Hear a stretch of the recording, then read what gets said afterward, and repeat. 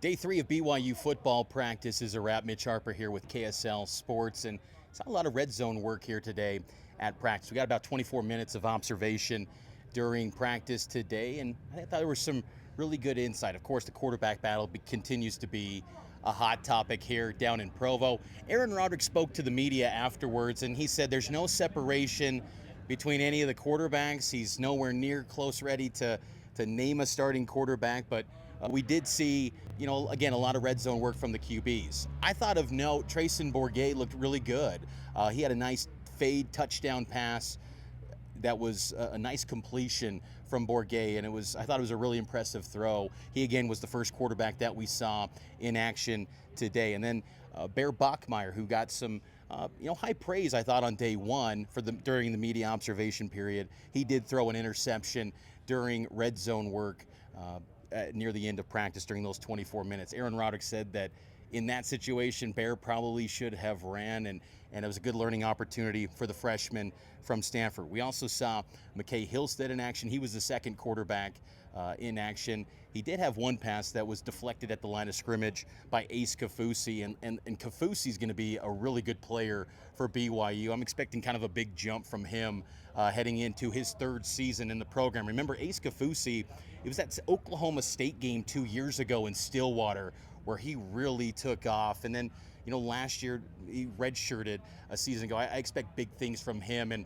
Jay Hill even noted, defensive coordinator for the Cougars heading into his third year, he even noted in his post-practice media availability that the linebacker position is in a great spot. Highlighted Siali Acera during the practice today. He had a nice play where he was in coverage on an incomplete pass. He was there almost like a heat-seeking missile. He looked great out there. I thought Siali Acera is going to be really good for BYU today. But some other notes too.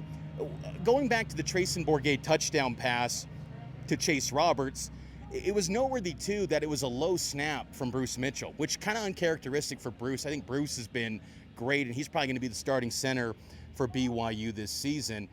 He had a low snap, and then Treyson gathered it, took his time, didn't rush himself, threw a nice fade and completed it to Chase Roberts. It was a really good ball.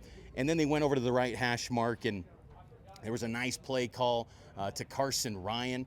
Again, I thought Bourguet looked really good during the observation period, and I thought that it's pretty clear. Again, these three quarterbacks, all three of them, there's an argument for all three to be the starter of this team. And Aaron Roderick, kind of sent a reminder that they've been through this with the quarterback battle. He's no stranger to structuring quarterback competitions. He's done it for years, and he expressed, he's like, we got the confidence that we can get it done, and wanted to remind people of that. And it'll be really interesting to see how that develops. Some personnel notes from practice today. Pokaiaua Haunga, a redshirt freshman running back, no longer on the roster.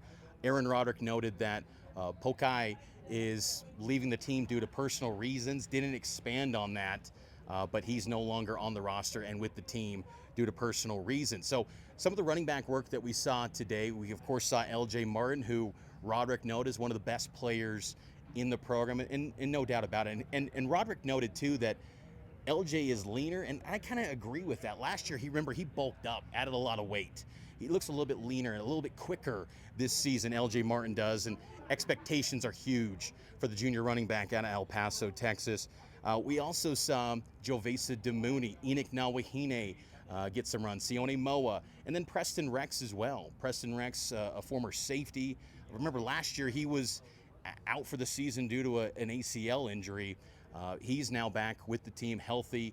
He got a touchdown in some work near the end of practice on a handoff from Emerson Geilman, which, by the way, we did see Emerson Geilman, the quarterback from Bountiful High School. We saw him in action at the end. His first play call was a handoff to Preston Rex, which ended up being a touchdown run. But Geilman, people, maybe don't realize, Bountiful High, preferred walk-on commit, really good athlete, got good speed. He competed down at the Elite 11 in Las Vegas and had an excellent testing score. Emerson Geilman's a good athlete. Now, he's not in the battle, the race. It's a three-man battle, as Aaron Roderick noted. But, to have in the pipeline, he's a guy that is planning on serving a mission after this season, and then he'll be in the pipeline for BYU in the years to come. But again, all in all, I think pretty productive day. Just we saw all the quarterbacks in action. Some other tidbits on the personnel. Asked about Justin Kirkland, the talented defensive tackle transfer from Oklahoma State. Haven't seen him in action yet. Jay Hill said that they don't have a timeline when he's returning. He's still dealing with a little bit of a knee injury. Jay Hill didn't give an outlook of that timeline. Now, the D tackle spot with Keanu Tanavasa, John Taumaipeau, JT, that's your top two. But then after that, Jay Hill noted it's a little bit thin, and that's an area where they have to kind of improve and get better and figure some things out. So Kirkland not participating is pretty significant development, I think, for this football team. Saw a pass completion to Tay Nakua. I think he continues to be trending up as a redshirt freshman. Tay Nakua is going to be a really good player for BYU. Now, it's not, you don't want to place the Puka comparisons to Kai Nakua, but he's a Nakua. He's going to be good, and that's the expectation, but he's still young. You're seeing a lot of work with Chase Roberts, JoJo Phillips, Cody Hagan, but then that next group with Bear Bachmeier, Tay Nakua, they've got a nice grouping of receivers. I think the big question with this receiver group is just who after Chase Roberts is going to be a week after week contributor to this team that you can rely on. But I think there's good pieces to work with, and there's good talent there as well. Some kind of deep cuts that just kind of caught my eye from a physical standpoint. Cepha Brown, a freshman from Highland High School, he signed in a couple cycles ago. Just a long, big athlete. He's going to be a good player for BYU off the defensive end spot. He's one to watch. Again, I don't look at him right now as a two-deep guy. He joined the team in the summer, but down the road, I think keep an eye on someone like a Cepha Brown who's just got a build. You add some weight to him, he's going to be a really talented football player for BYU in the future.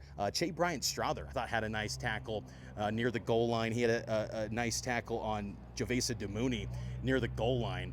You could hear it from the balcony. The media's up on the balcony watching these practices this year, and it's kind of a little bit of a throwback to years gone by when fans used to come to these practices and watch on the balcony. There'd be thousands of fans watching.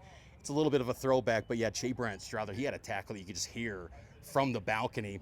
I thought it was really impressive. I think him, Ace Kafusi, they're going to be that next grouping in line after the starters of Jack Kelly, Isaiah Glasker, and Sialia Serra as well. But that's going to do it here from day 3 of Camp Kalani, Camp Cougar BYU football training camp practices. We'll have more coverage up on KSLSports.com. We'll also have Cougar Sports Saturday tomorrow from noon to 3 on KSL News Radio.